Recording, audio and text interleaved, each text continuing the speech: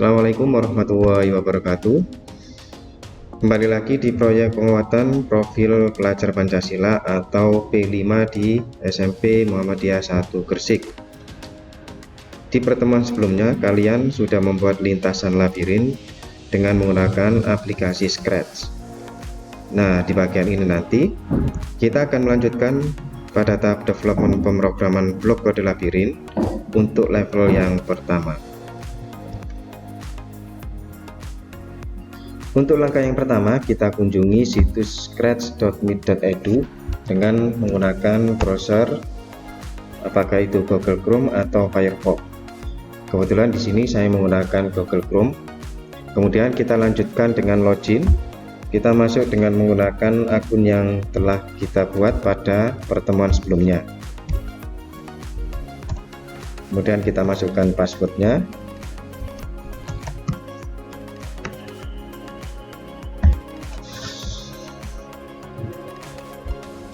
Nah, pada tampilan ini nanti kita klik di pojok kanan atas, kita klik di bawahnya profil ada karyaku. Kemudian di sini ada hasil kerja kita pada pertemuan sebelumnya. Kita lanjutkan dengan lihat dalam.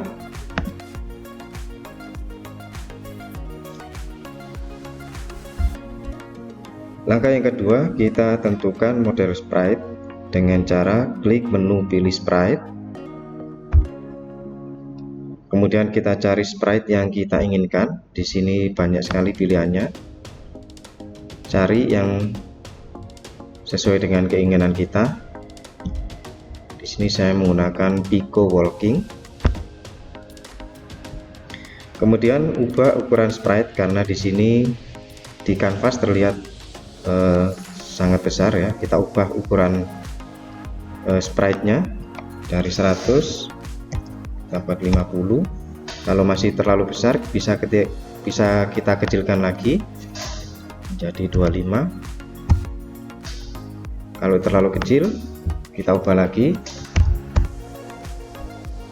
Ini kita sesuaikan dengan ukuran stage kita supaya nanti saat berjalan tidak membentur di dinding. Di sini saya kira sudah cukup. Saya kecilkan sekali lagi. Kemudian letakkan sprite ini di posisi start yang sudah kita tentukan. Misalkan saya startnya berada di sini. Kemudian untuk nama sprite-nya biar lebih mudah kita ubah menjadi labirin. Kemudian kita tambahkan lagi sprite yang kedua dengan cara yang sama, pilih sprite. Kemudian pilih yang kita inginkan. Misalkan di sini saya memilih bola. Kemudian lakukan hal yang sama, ubah ukuran. Kita ubah menjadi 50. Kemudian kita letakkan sprite yang kedua ini di garis finish yang sudah kita tentukan sebelumnya. Kita letakkan di sini, misalkan garis finishnya berada di atas. Ini saya besarkan lagi. Kemudian jangan lupa untuk merubah nama sprite-nya menjadi finish. Pada langkah yang ketiga ini kita mulai dengan membuat bahasa pemrograman atau script. Kita perhatikan dulu pada sprite-nya. Di sini yang kita berikan bahasa pemrograman atau script adalah pada sprite labirin. Maka kita klik terlebih dahulu sprite labirin. Kemudian baru kita mulai memasukkan blok kode ke dalam script area. Kita mulai dengan blok kode yang pertama. Kita pilih blok kejadian atau event. Kemudian kita pilih balok ketika bendera diklik. Ketika bendera diklik, kita klik, kemudian kita seret di script area. Kemudian selanjutnya kita pilih blok gerakan atau motion. Kemudian kita pilih balok pergi ke X dan Y. Kita klik, kemudian kita seret, kita masukkan ke dalam script area. Kita perhatikan untuk posisi X nya adalah 197 ini ya. Kita lihat pada bagian ini, sumbu X 197 dan sumbu Y nya 140 itu menunjukkan posisi sprite labirin pada start ini. Jadi ketika start berada di sini, dia berada pada posisi X nya 197, kemudian Y nya 140. Kita masuk pada step yang keempat, di mana pada langkah ini sprite labirin akan kita berikan script supaya bisa dijalankan. Kita mulai dengan pilih blok kejadian atau event, kemudian pilih balok ketika tombol spasi ditekan. Kita klik, kemudian kita letakkan di script area. Kita perhatikan di sini. Di sini tombol spasi bisa kita ubah. Ada beberapa pilihan, ada panah atas, bawah, kanan, kiri, manapun, atau huruf A, B sampai Z. Di sini saya pilih panah atas. Kemudian kita pilih blok gerakan. Lalu lanjut, untuk baloknya kita pilih mengarah ke arah 90 ya. Kita letakkan di script area. Kemudian di sini kita perhatikan angka 90 ketika kita klik. Kita lihat di sini gerakannya adalah ke kanan ya, menunjukkan panah ke kanan, padahal perintahnya di atas adalah panah atas. Ini bisa kita ubah, kita klik, kemudian kita arahkan sesuai dengan tombol panah atas, berarti arahnya ke atas.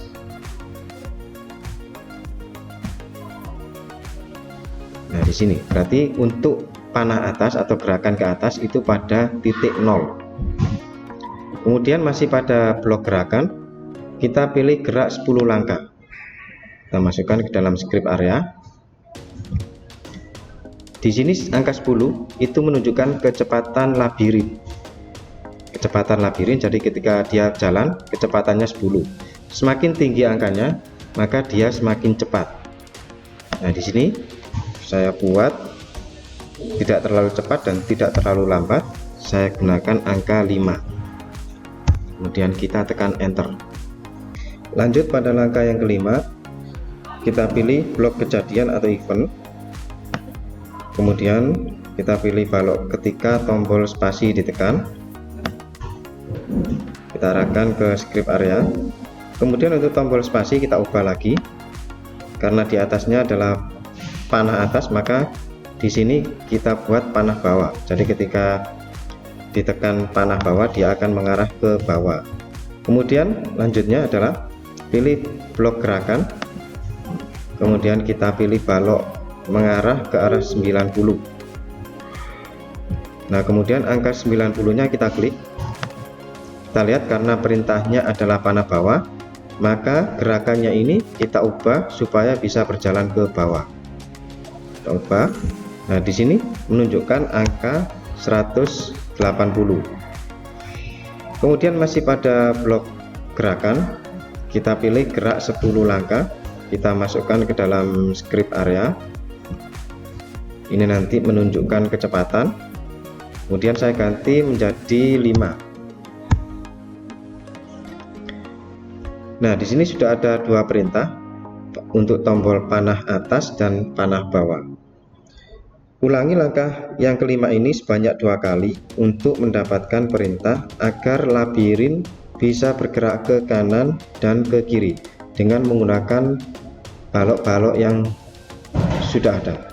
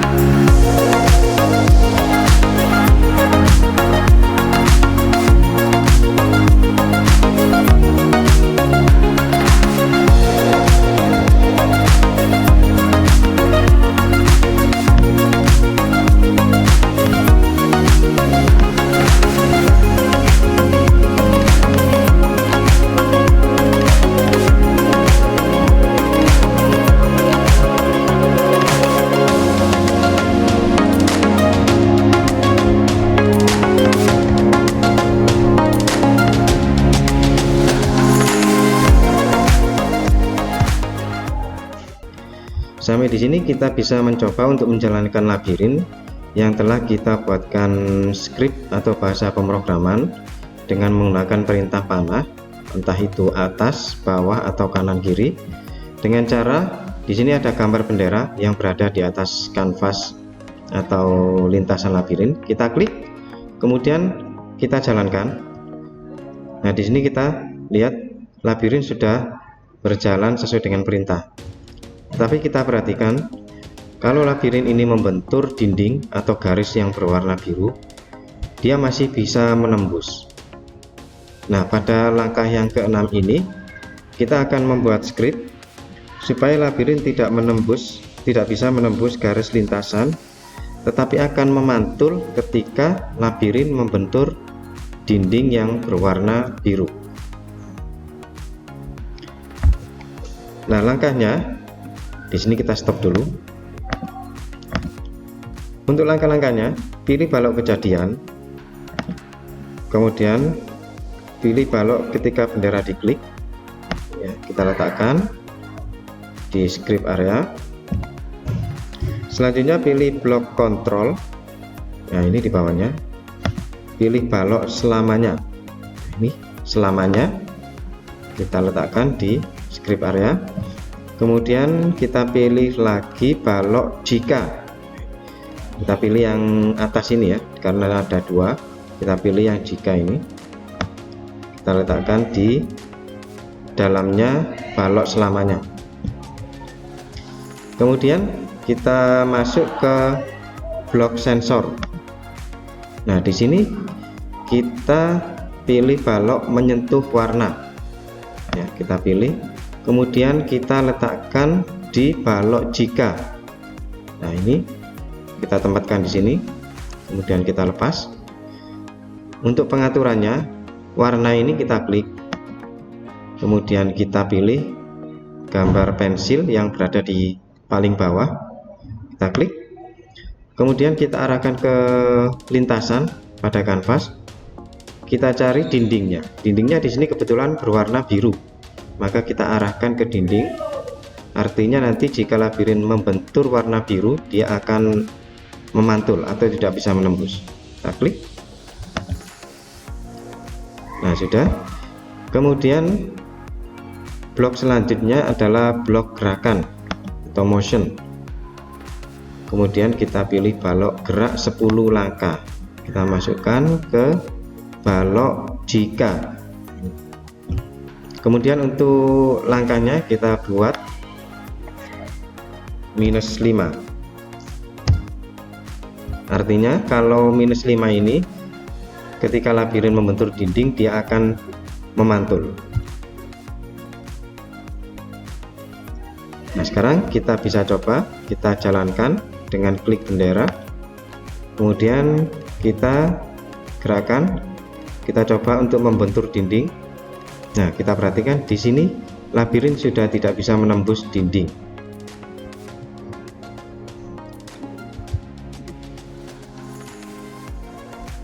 Langkah yang ketujuh atau terakhir, kita buat script dengan kondisi jika labirin menyentuh garis finish. Pilih blok kejadian, lalu pilih blok jika bendera diklik. Ketika bendera diklik, kemudian pilih blok kontrol, pilih blok selamanya, kemudian pilih blok jika, kita masukkan ke balok selamanya. Kemudian kita gunakan blok sensor. Nah, di sini kita menggunakan balok menyentuh pointer. Kita klik, kemudian kita letakkan di balok jika. Kita tempatkan di sini. Nah, di sini kita perhatikan pointer mouse bisa kita ubah. Kita klik, maka di situ akan muncul selain pointer mouse ada pinggir, ada finish. Nah, karena kita perhatikan di sini sprite yang kedua itu namanya finish. Jadi kita pilih finish.